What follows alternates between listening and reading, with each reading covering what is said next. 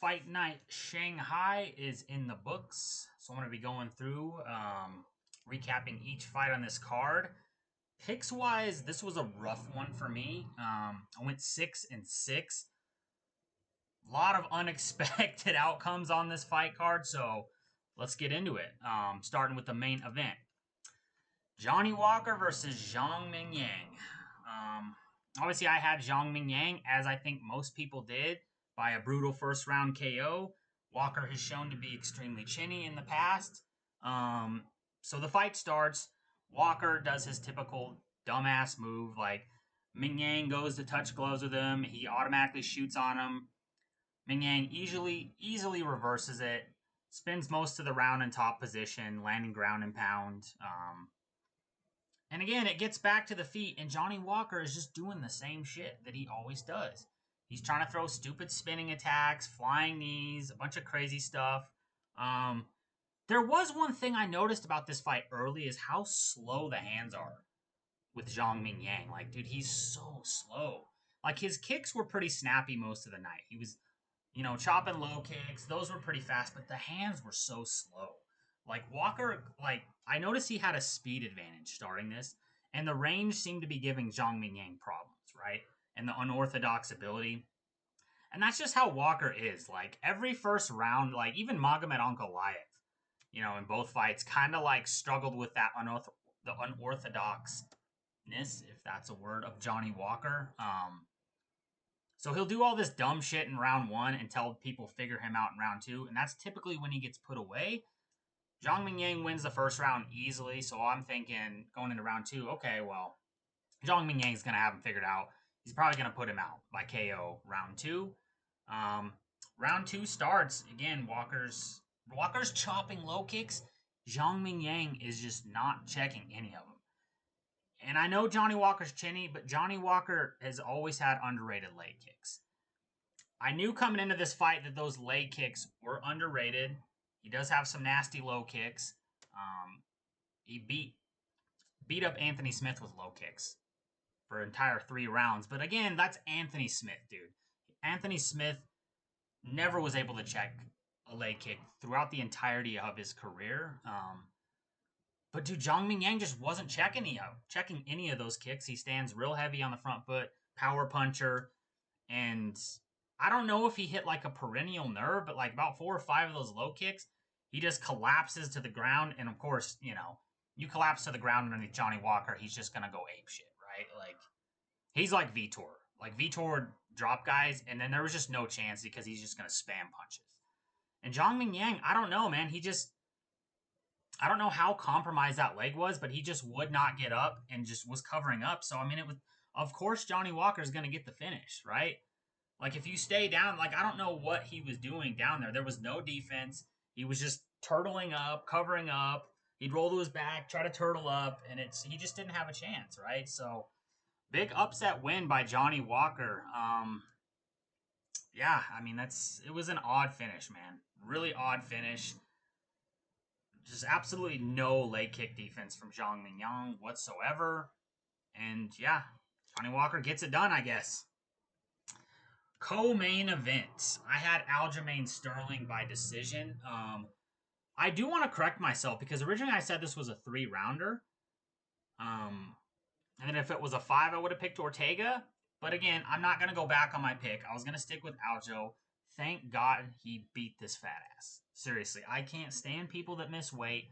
I think it gives them a tactical advantage. I know they talked about how Ortega looked like a zombie on the scale. Dude, he went 5 rounds. So obviously, this fight surprised me because I thought Aljo was going to, more of round 4 and 5, there was a lot more grappling initiated. I thought that was going to be this entire fight. I thought Aljo was going to get the takedowns, posture up in the guard, land good shots, have some back control, and kind of just hold Ortega there and pop shot him. Dude, Aljo looked good. To his credit, the jab was money all night. He was popping Ortega with a jab. Ortega had no answers for it. He would pop him with a jab or he'd pop him with a 1-2, and then he would shuffle back out of the way before Ortega could even counter. Ortega spent a lot of time in this fight swinging at air, right? Thought Aljo looked great on the feet. Good conservative performance for the gas tank, because I know, like, if he would have grappled earlier, dude, there's a chance Aljo would have lost this fight. Because, like, you look at round 5 after the grappling and heated up in round 4 and round 5, that dude was gassed, right? So most of first couple rounds, you know, easy Aljo, popping him with the jab, popping him with 1-2, scooting out of the way. Ortega swinging in air, chopping nice low kicks too, beating up the front leg of Ortega. I like. I just don't know what Ortega was doing in this fight, to be honest. Like, first 2 rounds, he fucking landed like 10 strikes, 10 significant strikes. Wasn't throwing. I think the whole goal of his was to get Aljo tired. Bro, like that's a stupid game plan. Like, you gave the first 4 rounds away, like 2 rounds away. He did try to pick it up a little bit in round 3, but it was Aljo just kept sticking, kept moving, chopping low kicks. The jab was there. Like, Ortega, like, dude, his striking defense is so bad. Like, I'm sorry. Like, I know Aljo's, like, not bad on the feet, but Aljo's popping you with a jab, chopping low kicks. And it's just like, he looked slow. He looked lethargic. It's clear that weight cut affected him. I think most of the time it gives a lot of these guys, like, a strategic advantage, especially being the bigger guy. Aljo cut weight to make 45. You did not. You know he was heavier than Aljo in that fight. Round 4, you know, again, Ortega's pushing the pace. Then the grappling sequences get initiated, right? Aljo gets a takedown. Aljo, and I credit to Aljo, dude. Like, he looked so much better in this fight. Not just on the feet, but on the ground, dude. To end that round 4, he was landing some nasty shots on the ground, beating Ortega up. Like, dude, I'm telling you, if he would have done that against Movsar in that 3-round fight, Aljo wins that fight all day. Like, that's all he would have had to have done in the Movsar fight to win that, right? So nice work in the, you know, with the ground and pound, the striking round 4. Now, round 5, things started to get dicey. Like, Ortega was starting to touch him up. Aljo was, like, you know, really circling away. But, like, dude, the ref, like, Aljo's, like, circling away. I mean, I wouldn't say he was running, but he was really trying to, you know, he was clearly gassing bad. And he was trying to get out of there. He was circling a lot, you know, shuffling a lot, trying to get away from Ortega. And, like, dude, like, 20 seconds into that, the ref's, like, stops it, and he's like, you need to be more active.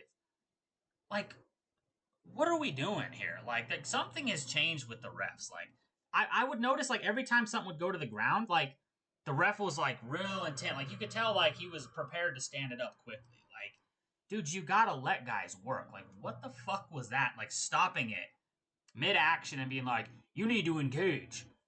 Bro, like, how many fights have we seen where people circled all night long?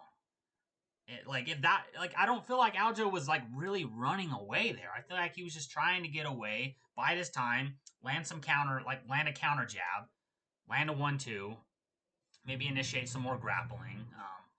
But regardless, he survived round 5. It was a little dicey. Again, he ends the fight in top position, landing nasty ground and pound again on Ortega. Ortega looked like shit. Aljo looked pretty good, man. Like, pretty good. Like, I just, like, we need to see more of this from Aljo. Just more threatening. Like, on the feet, that's cool. Like, perfect game plan. Pop the jab, pop the 1-2, scoot out of the way, chop low kicks, and then do damage in the grappling, man, because that's what cost him in the Movsar fight. So, great win from Aljo. Like, Ortega needs to move up. Seriously, like, stop fucking trying to, like, I don't know, there's a rumor that the UFC, like, was trying to force him to fight at featherweight, and it's like, I don't know why, bro. Like, how many weight misses is this now for this guy? Let him move up. Let him fill out at lightweight.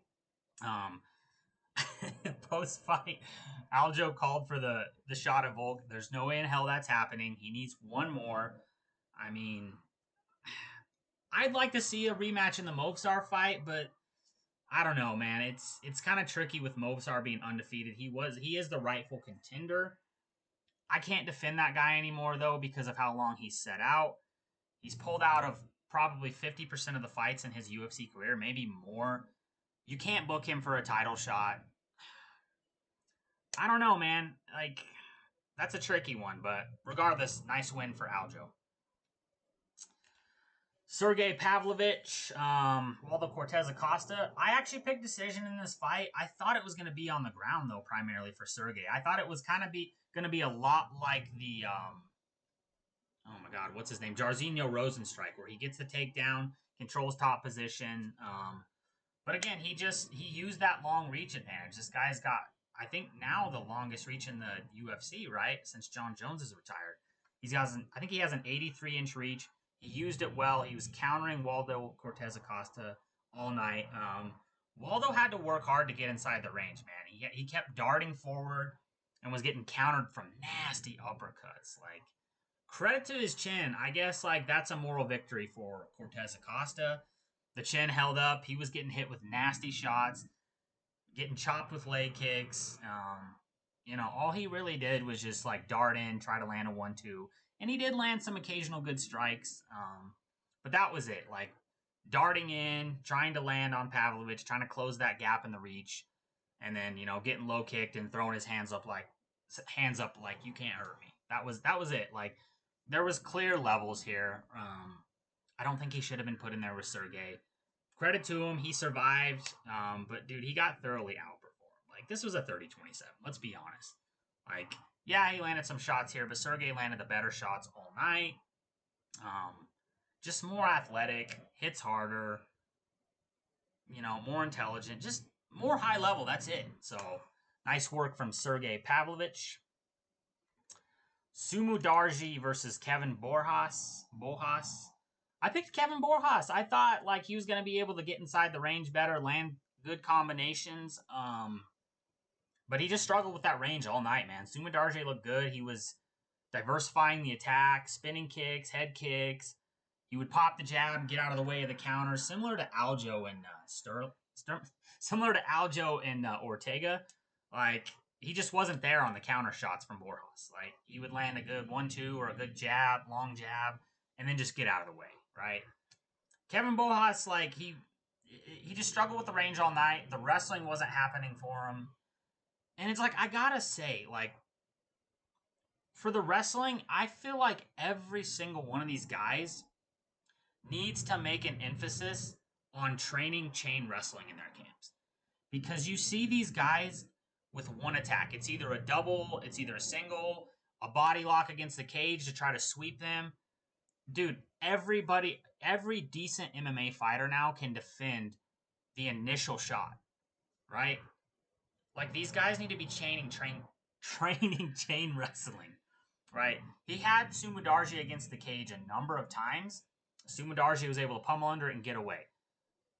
Like from a chain wrestling perspective, what needs to happen when these guys are against the cage, because you shoot a double, they're gonna bury their feet in the crease of the cage. They're gonna split the stance. It's gonna be hard to take them down. Single, again, they can fight that off. They can pummel under, use their backs against the cage, so they don't have to worry about being tipped over. What needs to happen with a lot of these guys against the cage? Because DC says you got to shoot singles. You need to drop down for a single, pull them away from the cage, run the pipe, which means basically spin them around in a circle in layman's terms. Or you need to take a single, drag them off the cage, and then switch off to a double when they don't have the cage to defend. Like, there needs to be chain attacks, bro. Like, I see all these guys, like, one, stop trying to take people down with body locks. That's one of the most difficult takedowns. Shoot a single, pull them off the cage, run the pipe with the single, or change off to a double when they don't have the cage to defend, right? So he just couldn't get anything going in the wrestling. 0-5 on the takedowns. And yeah, Sumu Darji just controlled it from range all night. So he looked good, man. So nice work for Sumu Darji. All right. Naraji Tyalek. I picked him against Kiefer Crosby. And yeah, like, dude, like, I get it. Like, everyone's saying, like, this is going to kind of be a stain of a win here. Like, this is going to... It's tainted. I do agree to a degree, right? Like, it is going to be tainted because that illegal strike. Who knows what would have happened. I will say, though, like, from the jump, Tyalek was beating the shit out of Kiefer Crosby. He got him down early. He was landing nasty ground and pound shots. Crosby had no ability to scramble out. He had no ability to defend there. Like, it was going to be much of the same, but unfortunately, Ty Lake lands a blatant. Like, that one was bad. That was like Peter Yan Aljo. Like, Kiefer Crosby's down on 2 knees and was in kind of like, coming up, and Tar Lake just like pauses. Ty Lake just pauses, and then just blatantly throws a knee right to the eye. Busts open Kiefer Crosby bad. They deduct 2 points, and then probably 30 seconds later, he ends up getting him down again and TKOing him. But that was a bad one, right? And it was good to see them immediately take 2 points. I'm surprised Kiefer Crosby continued. I don't think that was the best decision. In all honesty, I know people don't want to pick up technical wins like that. I think Aljo kind of scared everybody off from the shit he had to deal with from that first Peter Yan fight, winning the belt illegally from that illegal knee. But regardless, dude, it was going to be much of the same. It was a clear mismatch. Ty Lake is much better, stronger, more athletic, better on the ground. Wasn't going to be any different on the feet. Like, I know Kiefer Crosby was trying to be a legend here, right? They continue the fight after deducting the points. The doctor asks him if he's okay, and then he comes in there and just bum rushes Ty Lake. You could tell that shit pissed him off. You could tell he was like wanted to be one of those guys that came back from an illegal knee and like knocked out Ty Lake or TKO'd him. But I mean, it was a dumb decision, bro. Like, you're hurt, you're already overmatched, and now you're hurt. You're compromised with a big time significant strike. You're busted open. Like, dude, just don't continue. Get a no contest at minimum, right? Because like now, like this guy's probably looking at being cut from the UFC because he's not skilled. He's not very skilled, and yeah, it is what it is. Yeah, tainted from the illegal strike, but hey, whatever. All right, Mahashate versus Gage Young. I picked Gage Young. Pretty decent fight, man. Like, Mahashate though, like, he was clearly the harder hitter, the harder puncher. But he winds up so much and throws like 1 or 2 at a time, right? Big, strong, lightweight, hits hard. Gage Young was just, a bit better. He was kind of chaining the strikes a bit better, throwing more than 1 at a time. Landed some key takedowns, was able to have position for a little bit there, control that. Kind of to get Mahashate thinking a little bit more about that, so he wasn't as aggressive. Dude, there was this in round 3. There was this sick combo Gage Young hit. He hit a 1-2 down the pipe and then slipped. I would have liked to see him throw more there, right? It was kind of similar to Pereira and Khalil Roundtree. I think it was round 3 or 4. Like, Khalil, like, he landed a 1-2 on Khalil. Khalil tried to throw a big winging counter punch. Pereira slipped it and then fucking landed a fucking nasty combo that busted Khalil open. Like, I would like to have seen that from Gage Young because that was a sick combination he landed, the 1-2 and the slip. But again, like, he was just, he was landing more. He was throwing more than 1 at a time. Mahashate would load up, and he would land some pretty significant strikes. But it was just like 1 at a time. Like, everything was a windup, whereas Gage Young was just kind of like more fluid with it. And yeah, nice work by Gage Young. I think that's his first UFC win. He's a skilled dude, man. So good for him. Oh, fuck. Charles Johnson, Loney Kavanaugh. I picked Loney Kavanaugh in this fight. I thought the speed would be a bit too much. I thought he could initiate the grappling more. Dude, he looked so good in round 1. He was piecing Charles Johnson up. Like, he's fast, he's diverse, like, everything. Like, if that spinning kick would have landed at the end of round 1, he looked so good in round 1, man. Like, Charles Johnson had no answer. He was getting touched up to the body, to the head, to the legs. Like, Loney looked so good on the feet. Round 2, again, Loney was winning round 2, right? There was a lot more grappling. He was navigating it.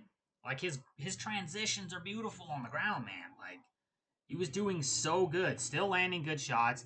He was starting to slow down, and that's where Charles Johnson was picking it up. He was pushing the pace more, walking Loney Kavanaugh down. Like, I feel like there's a bit of a physicality disadvantage for a guy like Loney. He is a smaller guy. I know he's built, but he is a shorter guy. Charles Johnson's a huge flyweight, like at 5'9". He was walking him down, getting him up against the cage a lot more.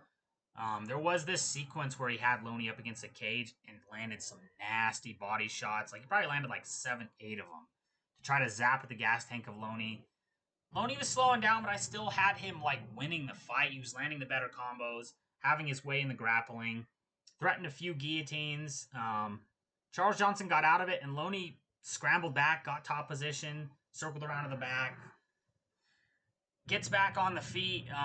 Round's almost over. I thought Loney was going to go up 2 rounds here. I honestly had him winning the second round too. It was more competitive. He was slowing down. Would have been interesting to see a round 3, but, you know, Charles Johnson doing what Charles Johnson does. He fucking beats these super tough prospects, right? Lands a nasty fucking hook on him, and Loney was done. Loney was done. Only had to follow up with like 1-2 ground and pound shots, and that was it, right? Moving forward, I'm not worried about Loney, man. Like, I think he's gonna be fine. I think you will see this dude in the rankings. Super talented guy. Super talented guy. All right? I mean, let's remember, like, Charles Johnson KO'd Joshua Van. Look where Joshua Van is in the division now. I definitely think Loney's going to bounce back from this one. Charles Johnson kind of pisses me off. Like, I used to be, like, a big fan of this guy. It was cool seeing this guy come up, like, with his awkward style, you know, kind of being a vet.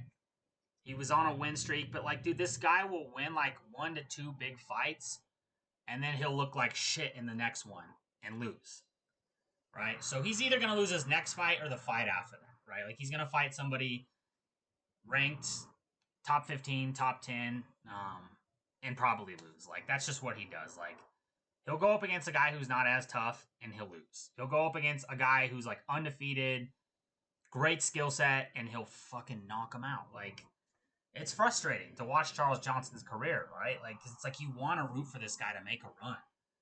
Like, make a serious run in the flyweight division. But I don't know, man. It's, you know, another crafty performance by Charles Johnson takes that from Loney Kavanaugh. Rong Zhu versus Austin Hubbard. I picked Rong Zhu, and it was kind of how I expected. I picked him by decision. Just more physical, more athletic, right? And that was the biggest difference in this fight. Skill-wise, you know, I don't feel like there was that big of a skill gap. Rong Zhu was just stronger, more athletic, and he used it to his advantage, right? Austin Hubbard had some takedown success early in rounds 1 and 2, but he really just couldn't do anything with Rong Zhu. Like, Rong Zhu was turning his back to him over and over again every time they were against the cage, and Austin Hubbard just did not have the talent to capitalize on it. If that would have been a legit, like, grappler, like, Rong Zhu would have been in some deep shit. He would have had double hooks on. The guy would have been on his back threatening a rear naked choke. But again, just stronger, more physical, more athletic, hit harder, was landing the more significant strikes all night in this fight. And Austin Hubbard, by round 3, dude, there was just nothing left on the wrestling. Rong Zhu saw it coming a mile away. He kept diving for takedowns. Rong Zhu just used the old school sprawl and brawl Chuck Liddell tactic, right? You sprawl, you punish. Every time Austin Hubbard shot, he'd stuff and then immediately punish him when he got back to his feet. You know, he looked good, bro. He kept trying to have his Max Holloway moment, and Austin Hubbard was like, fuck that. There is no way. But, you know, nice performance all around from Rong Zhu. Michel Pereira versus Kyle Dawkins. This one was a shock. I picked Michel Pereira by first round knockout. I mean, obviously in Kyle Dawkins' last 2 UFC fights, he was knocked out. I did get this wrong. I initially thought he was coming off a 3-year layoff. I didn't know. I should have done more research. Kyle Dawkins was, you know, getting fights on the regional scene, had to make his way back to the UFC, and dude, I did not see this coming. Like, he's never shown this ability to, like, put people away on the feet, but lands a nasty hook on him in round 1, puts Pereira down. He's landed nasty ground and pound, lands a few elbows, and Pereira goes limp, dude. I know he bounced right back up and was, like, chasing after Kyle Dawkins and, like, throwing his hands up like, what the hell? Why'd you stop it? Dude, he went limp. Like, those last couple elbows, he went limp. He wasn't defending. His hands were down. He was done, man. So, dude, good win. Impressive win for Kyle Dawkins. Good for him, man. Like, this guy hasn't had a win in the UFC in so long. He was out for 3 years, had to fight his way back to the UFC, and then to pick up a win over Michel Pereira, dude, that's solid, man. Because at one point this guy was on an 8-fight win streak. I know he's on now a 3-fight losing streak. He's been exposed as having no cardio, but to put him away like that in round 1, super impressive work by Kyle Dawkins. All right, Yiza versus Weston Wilson. Boy, I fucked up in this one. I picked Weston Wilson. I thought he could use the range better. I thought on the ground he'd be able to, like, threaten submissions, because I have seen him threaten submissions before. His last fight, he got a triangle submission. Like, how bad is that guy who lost to Weston Wilson? Like, how bad is that guy? I think it was Sergei. I don't know how to pronounce that guy's name. But he submitted that guy. How bad does that guy have to be to lose to Weston Wilson? I will never pick Weston Wilson again. I wasn't too familiar with him coming in. I kind of watched his last fight, and he got a triangle choke, so I thought, well, he'll be able to maybe get that done in this fight.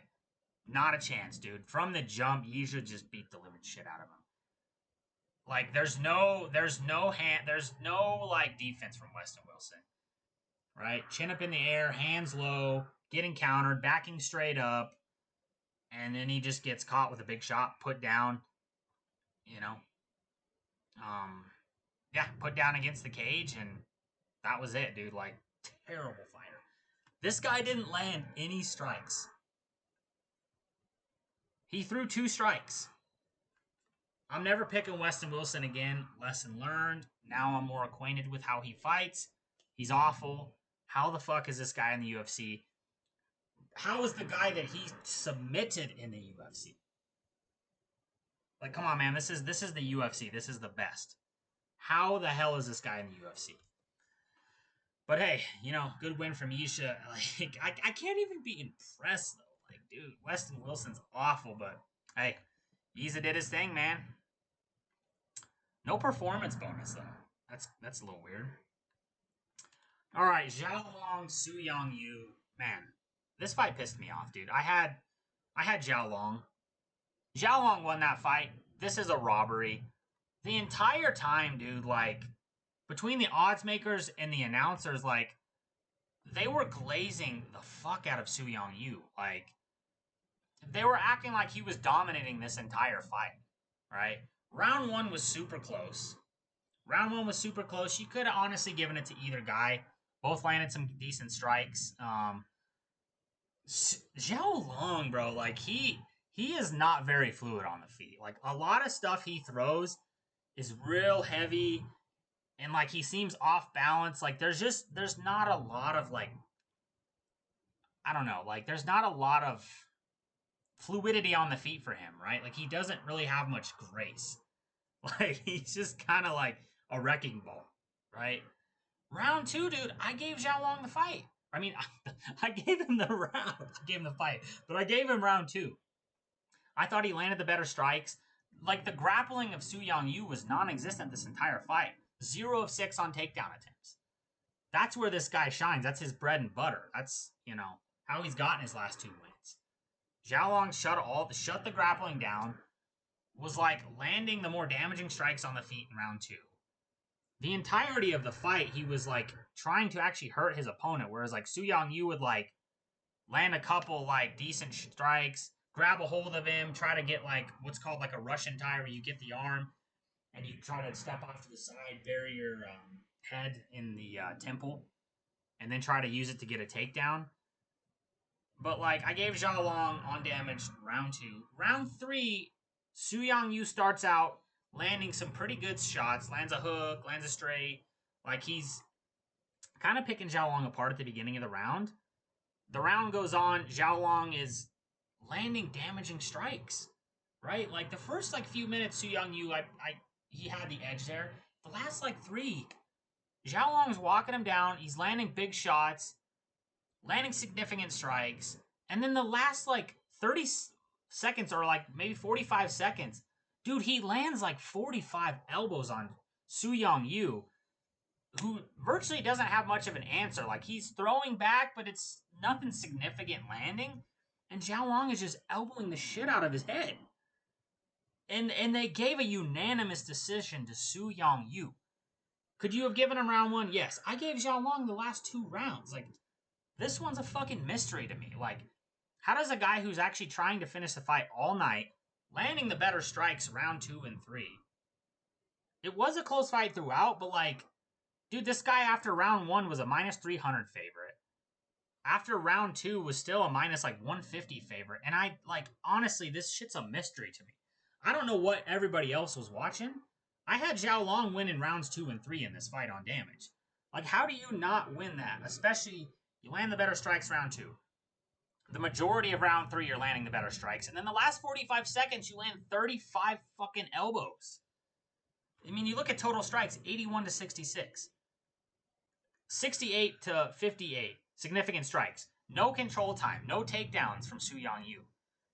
Like, this was an absolute robbery, dude. Like, Zhao Long won this fight. Like, it is what it is, though. I'm not just mad because, like, I picked Zhao Long to win. I just thought he won a unanimous decision. And they gave a 29-28 unanimous decision to Su Yang Yu. What the hell are we doing, bro? Highway robbery. Moving on. All right. Last fight, Uran Satibaldiev. Salty. I had Salty winning this fight. Yeah, I just thought he was going to have a speed advantage. I totally forgot about Dr. Nurgaze, that he was that guy who has that nervous tick every fucking, like, 10 seconds. Yeah, he rubs the eye every 10 seconds. I totally forgot that this was the guy who does that. I totally forgot about that. But, you know, from the start, like, it was clear, like, there was levels to this. Like, and he was the favorite. Like, I swear to God, these guys are like a decorated grappler because he was a decorated pancration guy. I swear to God, just because these guys are a decorated grappler, everybody always picks them. I knew Satibaldiev was going to have a speed advantage, a striking advantage. Grappling, I don't feel like we've seen that much from him. But I figured, yeah, probably gets it done there. And, you know, from the jump, like, uses the speed advantage, drops Nurgaze quickly, gets on top, almost latches up a Kimura. Nurgaze narrowly escapes it. And then he gets on top with, like, and puts in a, fuck, what was the choke name? I know they said it on the commentary. Because I haven't seen that choke before. Whatever. It was a head. We'll call it a head choke. From the guard, he lands a head choke, locks it up tight, and forces Nurgaze to tap from full guard. You don't see someone get a submission from full guard very often, unless it's like a triangle, maybe a Kimura from the bottom, guillotine. You don't see that very often either. But to submit somebody from top full guard, super impressive work. So yeah, nice work by Satibaldiev. All in all, you know, not a bad card. Like, you know, especially the Chinese fighters, man. Like, they came out and, you know, they really showed out, man. Except for Zhang Mingyang. Like, rough loss for Zhang Mingyang. I don't even know where he goes from here. Like, that is a terrible look to lose to Johnny. Whew. But yeah, all in all, a good card. Not too bad. I almost missed this entire card. Like, I had my clock set up to wake at 4 a.m. I was going to skip the prelims. I honestly didn't know you could just, like, rewatch them on the broadcast if you, like, as long as you make it within the time that the fights are still going, you can rewind the whole thing and go back. I didn't know that. I'm retarded, I guess. But, yeah, all in all, good card. For Shanghai. So, hope you like the video. Drop me a like, subscribe, drop me a comment. Let me know your thoughts on the card overall. Let me know how you did on picks. Yeah, till next time. See ya.